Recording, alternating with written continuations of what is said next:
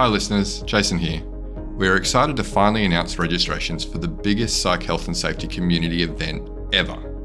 The inaugural The Psych Health and Safety Conference will be held at the Sofitel Wentworth, Sydney, June 19 to 20, 2024, and offer concurrent virtual attendance.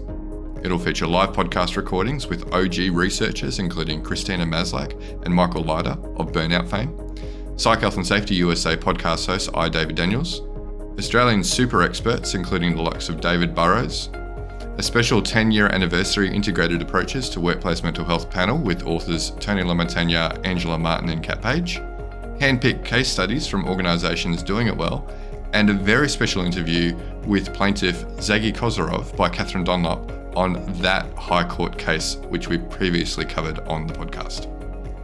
This event will sell out. Get in quick to secure tickets at early bird prices for the 2-day conference, pre-conference masterclasses, and the VIP dinner. The first 200 in-person registrations also get a copy of her latest book, The Burnout Challenge, signed by Christina Maslach herself. Find out more and register at www.psychhealthandsafetyconference.com. Now, on to this episode. Sadly, despite federal laws that suggest they should be treated equally, in some cases, the safety of LGBTQIA plus workers is not the same as their heterosexual, cisgender colleagues. We'll talk safety with a queer trans visionary who's a speaker, performer, and media producer that uses her platform to promote equity and elevate queer BIPOC voices. Up next on this episode of the Psych Health and Safety USA podcast. From Flourish DX, this is the Psych Health and Safety USA podcast. As workplace mental health has become a global priority, there's a greater focus on addressing psychosocial hazards. Each episode, we look at psychological safety from an occupational health and safety perspective. Let's talk Psych Health and Safety. Welcome to this week's Psych Health and Safety USA podcast. I'm your host, Dr. I. David Daniels, and I want to thank you for tuning in. Each week, we seek to increase awareness of the importance of psychological health and safety by learning from the lived experiences, research, and expertise of our guests, as well as advocating strategies to reduce harm and minimize vulnerability to psychosocial hazards in the American workplace. So according to McKinsey, transgender adults are twice as likely as cisgender adults to be unemployed. Cisgender employees make 32% more money a year than their transgender employee counterparts, even when the latter have similar or higher education levels. More than half of transgender employees say they are not comfortable being at work. 2/3 remain in the closet in professional interactions outside their own companies. People who identify as transgender feel less supported in their workplace than their cisgender colleagues do. They report that it's more difficult to understand workplace culture and benefits and harder to get promoted, feel less supported by their managers. In this episode, we're going to have some conversation with someone who can speak to these and other questions relative to psychological health and safety for folks that are sometimes left out of the more traditional conversations about safety of any kind. And we'll start with an introduction of my guest by my guest with this question. Who is Aurora Higgs? So first of all, thanks for having me on your podcast.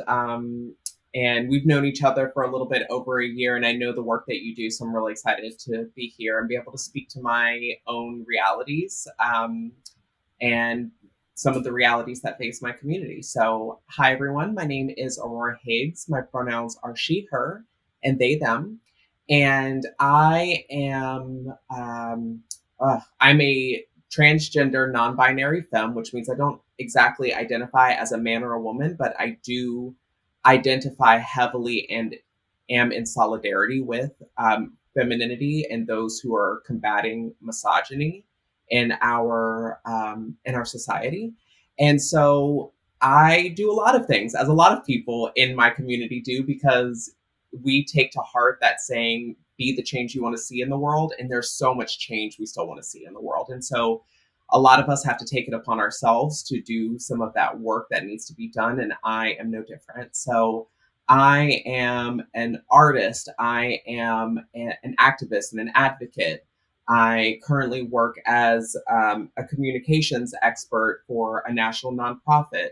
Now, none of what I say here today is necessarily of the opinion of the nonprofits or any of the other organizations that I represent in my daily life. However, I do bring my lived experiences to my job and some of the community work that I do.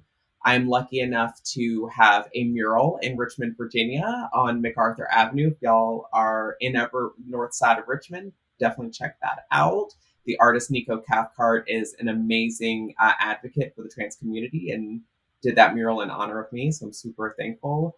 And yeah, I'm somebody who just tries to live their life every day, fight against transphobia, fight against racism, because I'm not just a trans femme, I'm a Black trans femme. Right. And I've definitely experienced my fair share of psychological safety, both in the workplace and outside of the workplace. So I'm really happy that I get to be here today and talk about some of the things that I've experienced and those close to me have experienced. Right. And I have to tell you, since you're a very impressive human being, really. I just an impressive human being. As we've met and I've started to follow some of the work that you're doing, I go like, wow, that's a lot going on there, and a lot that's very effective as well. So we're going to get into some of that, but share with me, when you hear the term psychological health and safety, what does that mean to you? What do you think about that? Yeah, so like a lot of things, so I think of psychological safety as not necessarily a set destination, but a pathway and a journey of due diligence, right? I don't know that there will ever be a perfect setting that is completely free of psychological hazards.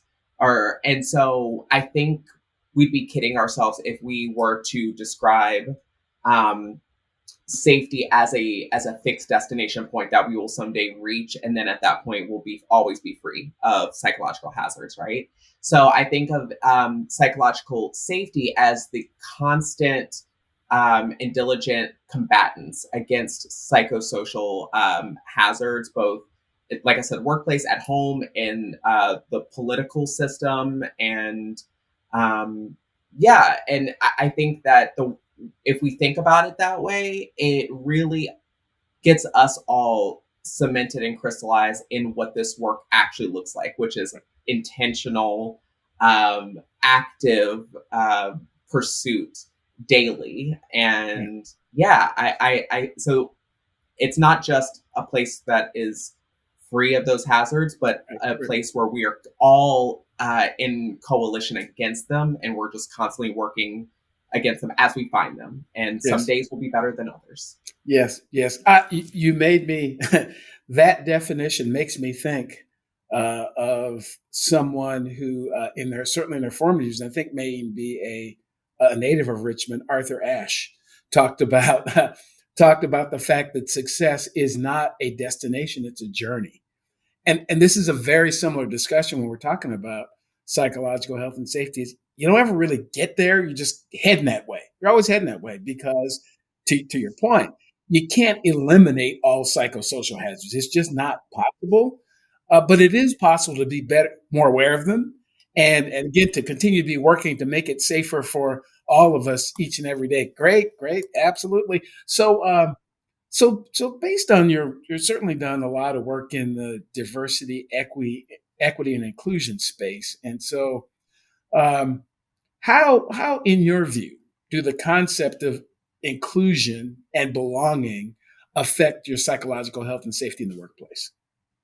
Yeah, so I definitely am very much entrenched in the DEI space. I actually founded a company called Borealis Consultancy. And so if you are ever interested, check us out at www.borealisdei.com. Got to put my plug in because I do love doing this work earnestly.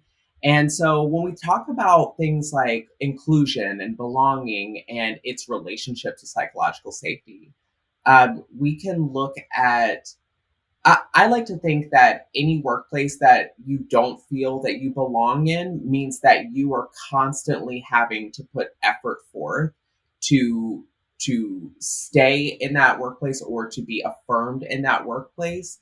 And that is a distraction from the work that you're doing.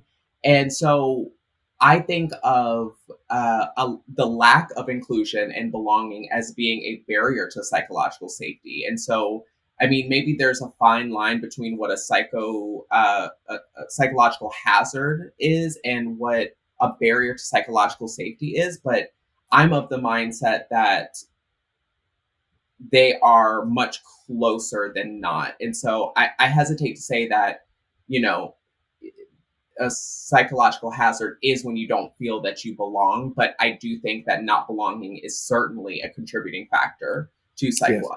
to psychological hazards. So I think that workplaces that do active work in constantly making their employees feel that they belong and feel like they're included, no matter how they show up to the table, whether that's racially, gender wise, ability, work modality, what have you. I think that companies that are diligent in that work often find that people don't as much experience hazards that make them feel safe at work, because if you feel like you belong somewhere, that's a type of safety. I think safety is a really broad term, but if we were to narrow it down, I would say that belonging and feeling included is a type of safety. So I think of it in those kind of abstract ways. Yeah. Again, just an interesting point that you bring up, the amount of energy it takes to stay someplace where you don't feel like you belong. Yeah. I mean, that takes a lot of excess work that I could be applying to whatever it is I was assigned to do, whatever it is I was hired to do, but I'm having to constantly prove my worth and prove I should be here. I found, so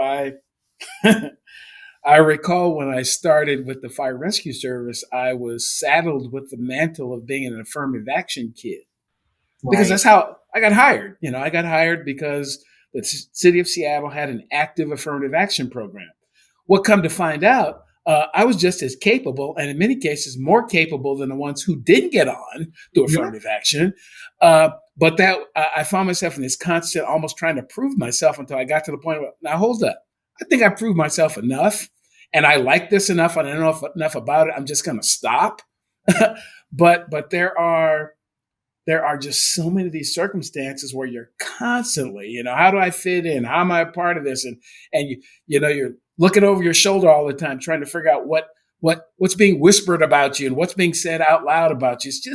It's excess work and excess stress that you don't need.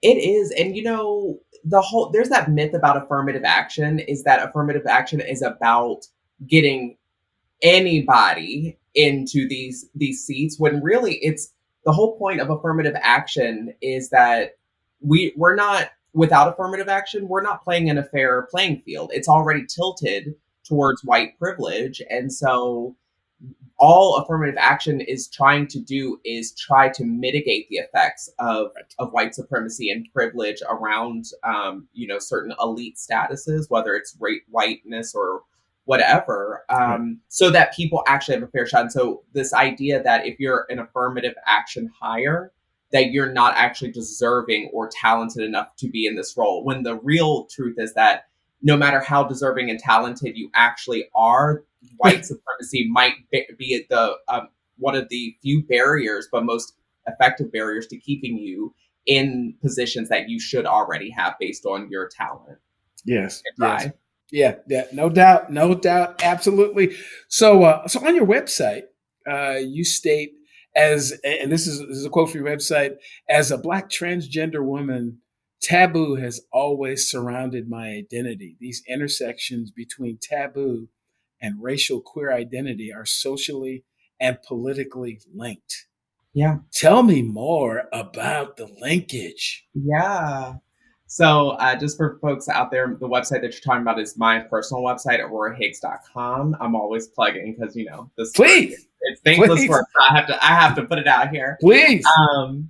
So yeah, I mean, I am somebody who started in a PhD program as an interdisciplinary scholar in media, queer studies, performance, and mass communications. All of these things kind of contributing into one degree path. And so I'm not currently in that program anymore because funding is really rough out here, and I had to make the decision to go into the workforce and sustain myself. But it's something that I really dream about going back into doing. However, when I was in that PhD program, I studied taboo because, and just out of curiosity, humor me for a second. How would you define taboo? Because I don't have a right answer for you. I don't even have like a good answer loaded up. I'm just curious how you experience taboo, the concept of taboo in the world. Yeah, well, to me, taboo are the things that exist, but we're not supposed to talk about them.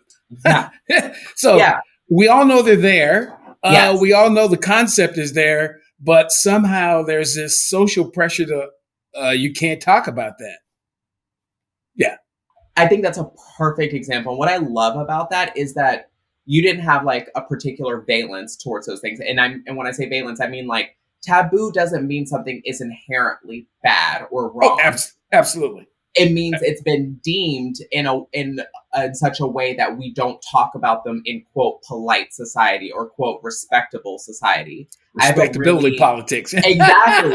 And so when in studying taboo, I'm inherently studying disrespectability and the politics and the strategies around, and possibly even the healing qualities of living into disrespectability. Now, just for those listening, disrespectability is much different than being disrespectful. Those are two completely different concepts. In fact, being disrespectable means that oftentimes with people not knowing any real context or historical context or information about your positionality, then you are more likely than not to not get the respect of others. But again, that's not to say that you don't deserve that respect or that the things that are deemed taboo or disrespectable are not even beneficial to society. Right. It means that through some agenda, whatever that is, we've deemed it as not as being almost punishable, and sometimes punishable means socially punishable. Sure.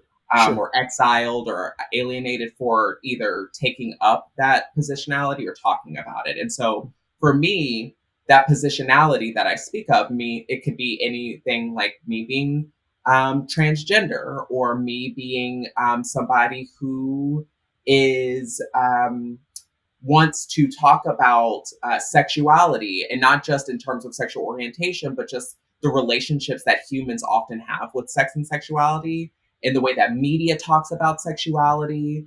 But in order to talk about these things, you almost have to do like a look around to make sure you know who all's in the room, because you don't know how you'll be regarded if you are somebody who takes up the cause of talking about these sometimes very important things. And so, yeah, I think that just in the definition that you brought up, it's the things that we don't talk about that do exist. Trans people do exist. And for a long time, we did not even talk about it. I know nowadays it almost feels like the public discourse has saturated with talking about transgender people, but I would even say that right now the conversation about trans people is more in the negative light because of things going on in the politics. We've had over 500 anti-LGBTQIA plus legislation and bills proposed across the United States just this year.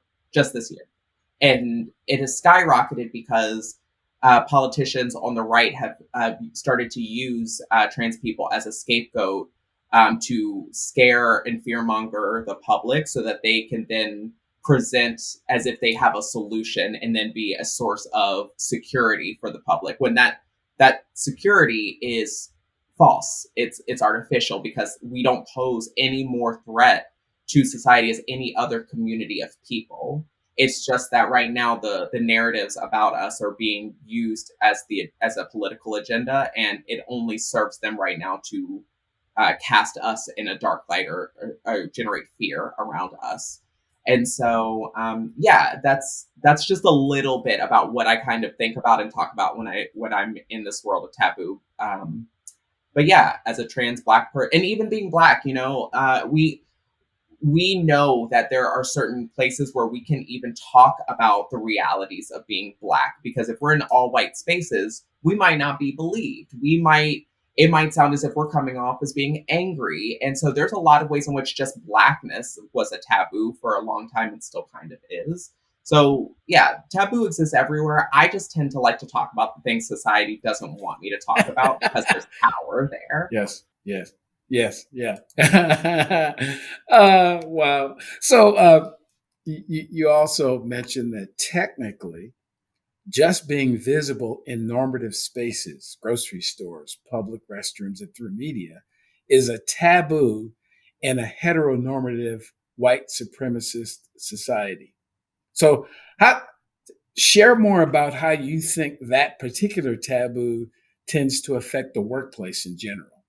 Yeah, so it's taboo because we're not supposed to, if you listen to heteronormative white supremacy rhetoric, we're not supposed to exist, period. We are, the way that we're talked about, if you look at like Ron DeSantis, the governor of Florida, look at Tucker Carlson, you listen to these people out here, there have not, maybe not amongst them, but among people in their political communities, there have even been calls for our extermination. And we know as Black people too, before the civil rights movement, we were meant to be seen and not heard. We were meant to be in service of the white, population for a really long time during chattel slavery. And so to talk about us having equal rights and equal visibility in the world does go against the tenets of white supremacy culture and heteronormative or cis-normative culture. And so just by showing up in grocery stores or being in a PhD program, being somebody who has multiple degrees under her belt, I'm what's the word? I am engaging in a revolutionary and almost rebellious act just by existing in a grocery store. Because if you look at television, the vast majority of representation of Black or trans women in general, Black trans women, is that we are all sex workers. Now, in reality, some of us are sex workers. Some of us are not. I don't know the statistics, but last I looked, 1 in 8 of us engage in non-consensual sex work. But I mean, so that's a reality. Yes, sure, 1 in 8, but that leaves 7/8 of us maybe not. So it's like, right. that is just the trouble, the danger of stereotypes. To quote Chimamanda Ngozi Adichie, which there's some controversy there too about her comments about trans people in the past. But she still makes a good point, which is that the danger of stereotypes is not that they're necessarily untrue. It's that they become single stories and single narratives that represent a wide and vast array of people. And so we then get pigeonholed into this one idea. So according to media, we're all just sex workers, or we're comedic relief. We are almost like deplorable or incorrigible characters. We're not meant to be taken seriously and all these things. But people who, those characters don't show up in grocery stores just doing mundane activities. They're not people who go home and take care of families and have families of their own. They're not people who have hopes, dreams, and something to contribute to progress of our society, when in reality, that does exist in our culture. That does exist in our communities. Media would have you believe that we're this super reductive idea of who we are. And so I'm somebody who, I don't have to be like a larger than life force. I am somebody who sometimes storms the street and in protests and in demonstrations, and is an activist, but I'm also just somebody who's just living, who just has normal fears and hopes and dreams. I'm somebody who goes to the grocery store. I love grocery shopping. I'm just somebody who, wears sweatpants and watches TV. Like those are, I'm a lot more normative than I am not, but that's just not what society would have you, or political discourse would have you believe right now. And so I think it's really important that we show up no matter what we're doing, whether we are engaging in sex work, whether we are raising families, or being a librarian, like something super just normal. I think it's just important that we show up, period, and exist. Hi listeners, Jason here. We hope you're enjoying this latest podcast episode. Now, if you're like Joelle, Alicia and myself and enjoy learning from the best, then the Flourish DX Academy is for you. The Academy includes free e-learning courses on the ISO 45003 standard for psychological health and safety at work, and associated topics such as how to conduct a psychosocial risk assessment and how to create the business case for psych health and safety. All courses feature high-quality videos, downloadable resources, multi-choice questions, and a downloadable training certificate on completion. Take your learning to the next level with all Flourish DX Academy courses included within the Flourish DX mobile app. Select podcast episodes from the Psych Health and Safety podcast and sister podcasts from Canada and the USA are also included. Get started with Flourish DX for free at www.flourishdx.com/get-started. That's www.flourishdx.com/get-started. Now back to this episode. Right. Well, yeah, and to the connection to the workplace, it is just like we say that we want it to be people to bring their whole selves. The people who write the rules bring their whole selves as well. And if their whole self includes this view of whomever, transgender people, women as opposed to men, able-bodied as opposed to disabled, if in my mind I have some bias or some belief that's not based in fact, I embed those in the policies. I embed those in the benefits. I embed those in the everything because that's who I am. And and frankly, and again, the one I have the most experience with, there are people who absolutely believe that women should not be firefighters, period. Yeah. That's why some people call them firemen. They don't believe that women should be doing it. And I just don't understand why we decide we want something done and then we limit who can do it before we've even given the person the opportunity. I don't really care what your whatever is. Can you do the thing that I need you to be able to do that's probably going to benefit me? And I was chatting with somebody about this earlier. It's amazing the number of people, the amount of money, the amount of influence, the amount of fun we simply cut off because we looked at the person or we heard something about the person says, I'm just going to cut them out. Yeah. But you want that thing. You want someone who has that education. You want someone who has those communication skills, but you don't like their hair or you don't like, seriously? Yeah. And that's the thing. It's like, so we talked about like why belonging and inclusion is like super important. It's important because, we look at Maslow's hierarchy of needs, right? Absolutely. Both belonging and inclusion are a part of, insecurity are all a part of Maslow's hierarchy, right? So you might be somebody who puts a lot of weight into that framework. Maybe you're not, but these are things that we've accepted that humans need a sense of belonging and inclusion. And so no matter, though, whether you're on the privileged side or not, you're somebody who craves security and you're somebody who craves belonging. Now, the difference is that our society is unfairly shifted to favor the wants and needs of one group of people, and a very small, thin slice of people out there. And so when you see these like people embedding super biased things into the policies and things like that, in a way, they're almost protecting their own sense of safety and security by excluding other people. And then that exclusion results in those people experiencing a lack of belonging and inclusion. And so when we ask the question of like, why is this happening? It's that we're all just humans seeking security. And when only some of us are actually allowed to seek that security and safety, then it turns out in being one-sided or double standard workplaces. And to be quite honest, because of the history that we have, where a lot of people of racial groups have been segregated, when you grow up in all white spaces, maybe being around certain types of hair, ways of talking, or relationship styles make you feel as if you aren't secure because it ruptures your sense of feeling like you understand the world you're navigating in. And so I can understand why these things are happening. I still do not want to be complacent in allowing them to happen. But it's a really thin line you kind of have to manage in doing this work of having compassion for all humans while also not allowing the whims of one community of humans to infringe upon the rights of other communities of humans.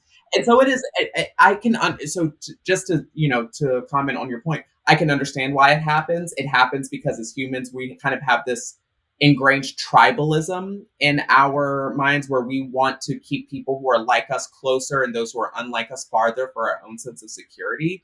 But we've now evolved into a very globally interconnected world wherein that sense of me, us's versus them is really no longer serving us because the us's are becoming more and more integrated such that there is no more us and them, but people have to be able to recognize that. Right. And maybe they just don't. So, yes, so the definition of a psychosocial hazard in my research is it's a psychosocial factor that's perceived or experienced by the person exposed as a threat. And your mind, your brain, I should say, only sees threats and rewards. That's period. Threats or rewards. That's it. And it fight, flight, or freeze based on if it looks like a threat. And often many of these threats are perceptions that have been almost ingrained in us over the course of our lifetime, because that's all we've ever seen. We've never seen a bear, so we're afraid of the bear. We've never seen an X fill in the, so of course it's natural. But on the other hand, this is also what systems are intended to do. Systems of work are intended to do is, while you may not have seen one of those situations before, it's our responsibility as a group, as an employer particularly, is to tell you that, hey, there are things out there you haven't seen before. I had never been in a building on fire until I was a firefighter. So they had to tell me what that looked like, what that felt like, what I was supposed to do about it, because I couldn't eliminate it because that's the job. And so when we're talking about the workforce, or the workplace, a lot of this is, it depends on the person who decides to start a business and hire other people to be looking out consistently or constantly for what are the things that could be a threat to the people that I've decided to bring in with me. If I've decided, so first of all, I think a lot of employers ought to just stop telling the fib that they're equal opportunity employers, because they're not. They're not. Yeah. They're not. You didn't. It was started by two, whatever, or one person with my view of the world. And until I ask the other person who is different from me, I may have some idea, but I don't know what's going to make you feel safe unless, or I ask, so how would you feel safe in this environment? We need more of that. Yeah. As we grow, as these companies get bigger and bigger, we should be coming. Matter of fact, it was a white guy who told me this too. And I'll call his name out. His name was Jim Sewell. He was the first outside fire chief I ever worked for in the Seattle Fire Department. He told me, he said, look, great organizations should not try to bring in people and have them become like us. We should try to become more like them.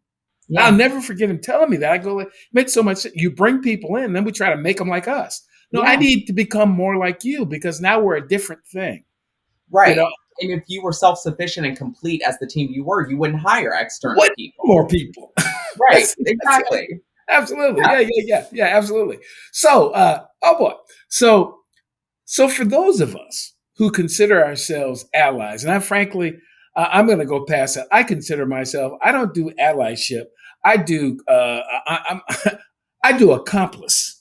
There you go. Right. Because if I'm only willing to stand on the outside and kind of go, hey, take care of those people, and not willing to put myself on the line, then I should just keep my mouth closed. So for those of us who are allies and accomplices and advocates for psychological safety for everyone, What should we be doing to address these types of taboos that you described? Yeah, so there's a couple of things. I love accomplice. I love that phrasing. There's also some people, especially in grassroots spaces and in nonprofit spaces, will even use the term co-conspirator because There we go. being a co-conspirator really highlights the fact that some of these biases are built into our formalized and state sponsored systems.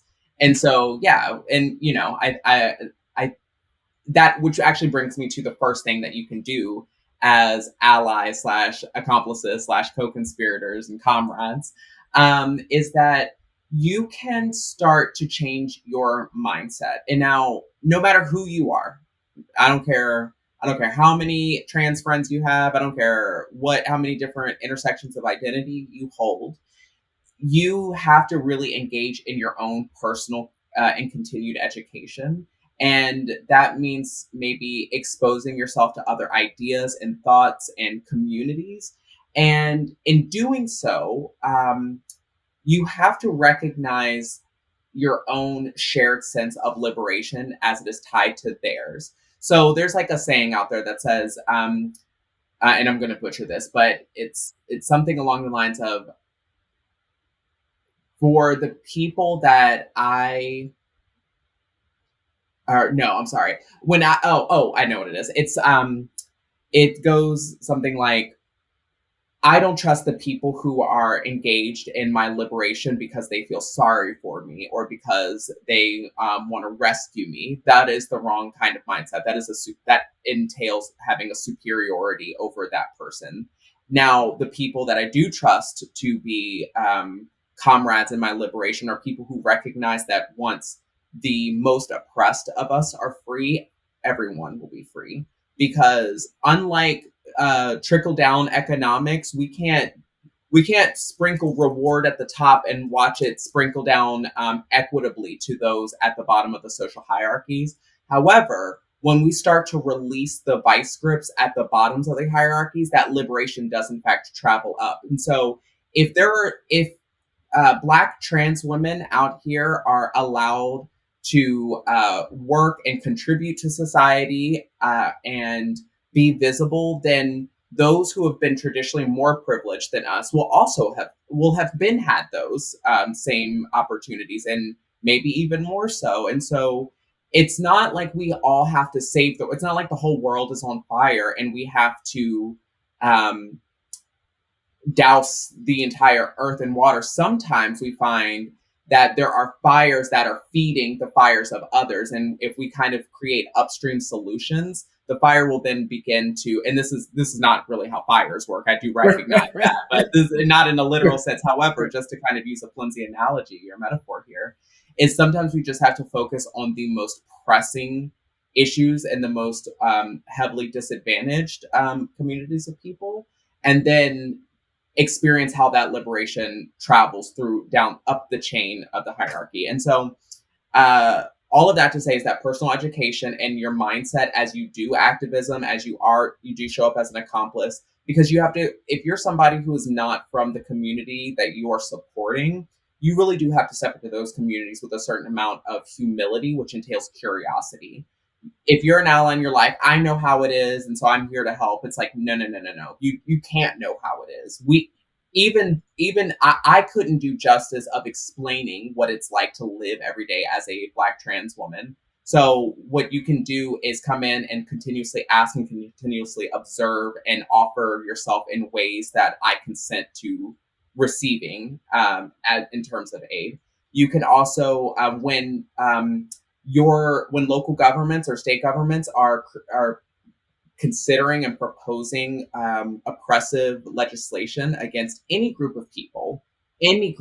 Right now, we're looking at what's going on in Palestine and the occupation that's been happening for over half a century in Palestine. And so for me right now as a trans person, and this goes into my third thing, which you can do, is you recognize that you also have privilege, no matter how many different intersections of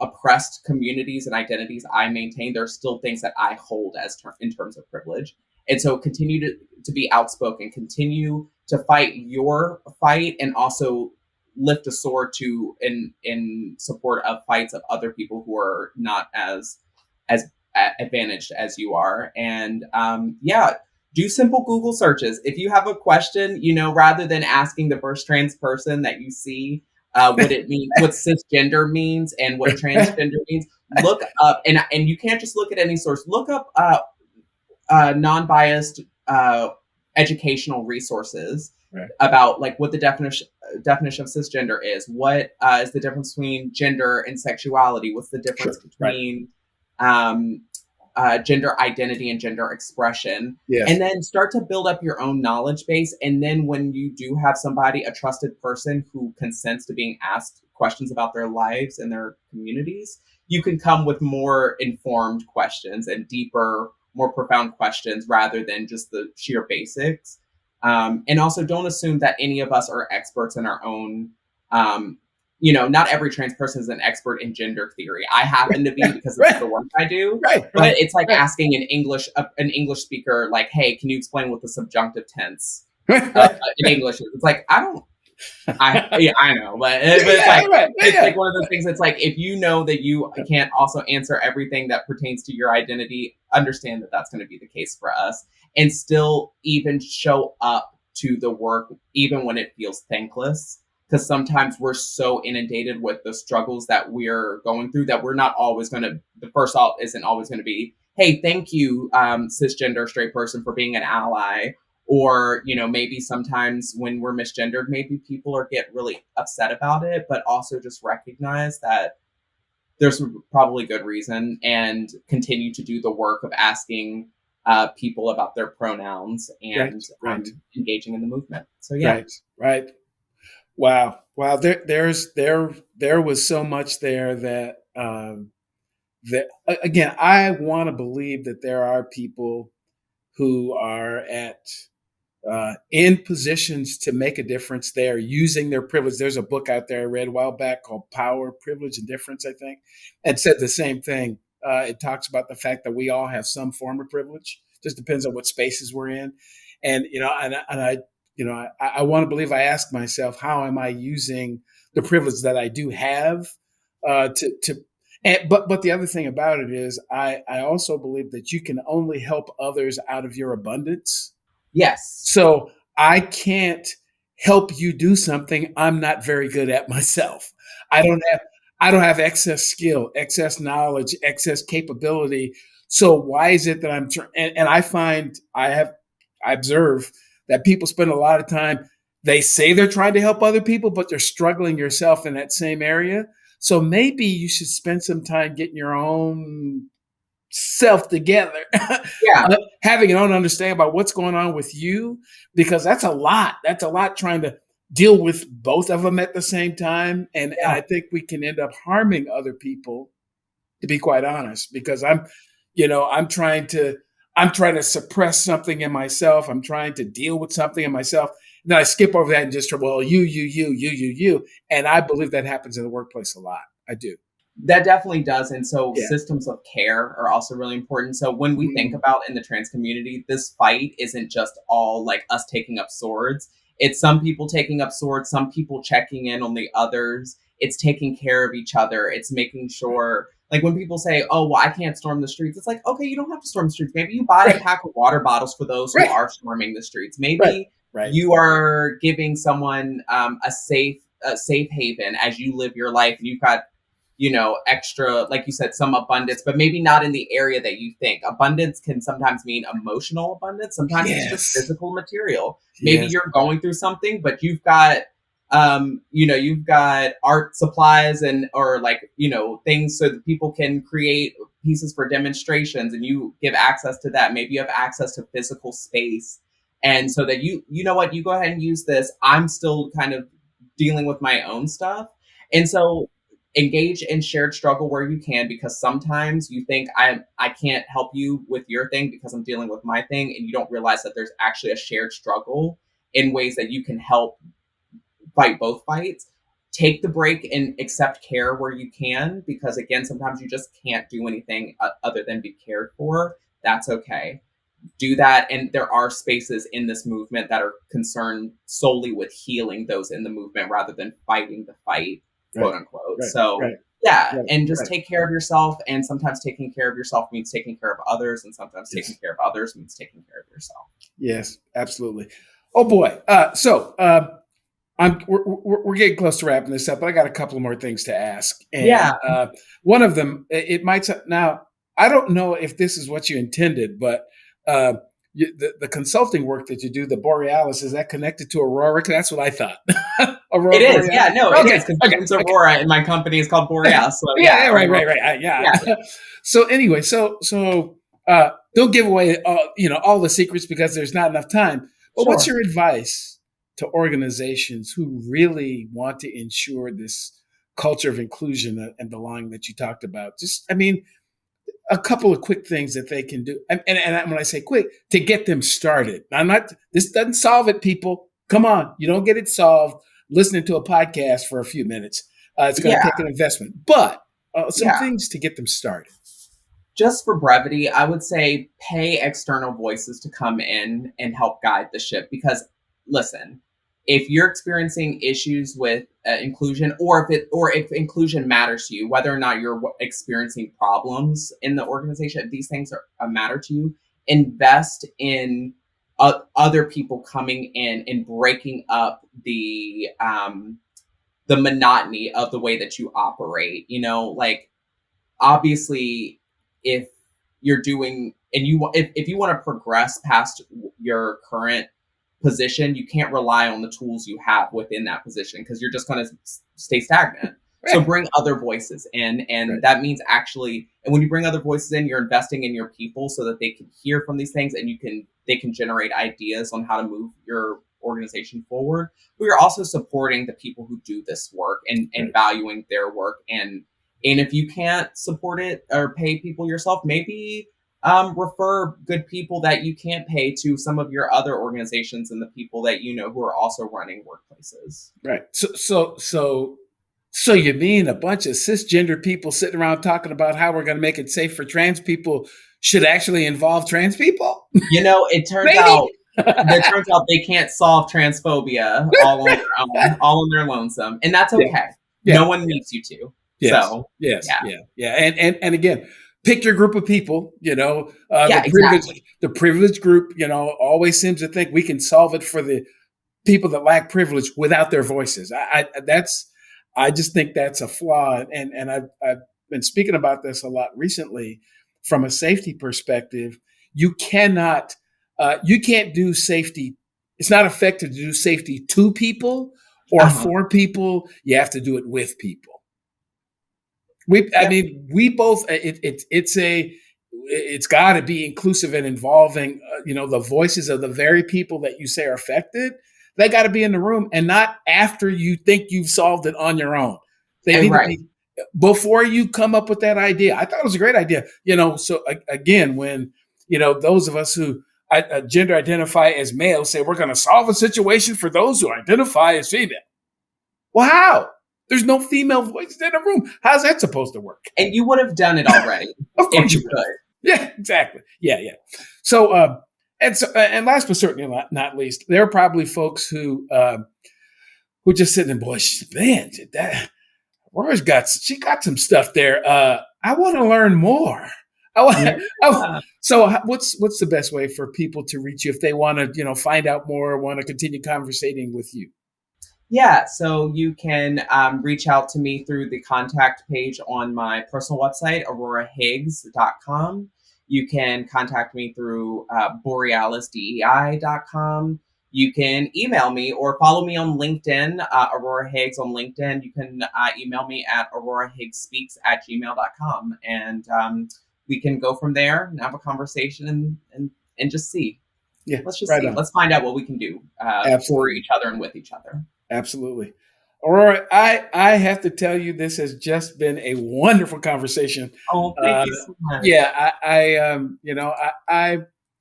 I strive to get people to come into this space and talk about psychological health and safety for a variety of reasons. And one of them is this constant search for learning and development myself. Yeah. because I think I probably know as much about this as a lot of people, but I don't know it all, and to my point, I don't know how we're going to create safe spaces without sharing with each other about what safe looks like, Absolutely. and it's just so wonderful to hear about your work, to know some of the things that you're doing, just get a chance to meet you and have you share your story. So thanks so much for what you've contributed to this conversation. And for those of you who are watching this episode on the Flourish DX YouTube page, please do like, subscribe, and share. I every now and then I'll go and check. Most folks listen, but folks are watching every now and then. And if you get an opportunity to watch, please do share this episode with someone else. If you are watching or listening to the podcast for the first time, well, welcome. I hope something that you've heard will cause you to come back in the future. Previous episodes of the podcast can be found at Psych Health and Safety USA. Please do become a part of what we're calling the Psych Health and Safety USA movement by connecting to us on LinkedIn. And we will look forward to having you hear us and see us in the future on the next episode of the Psych Health and Safety USA podcast. Thanks very much.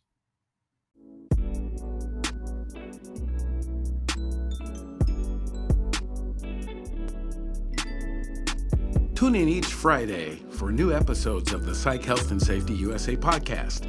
If you have a story or know of one that needs to be told, reach out to us on LinkedIn or send an email to david@id2-solutions.com or go to the Flourish DX website at flourishdx.com. We'll see you next time.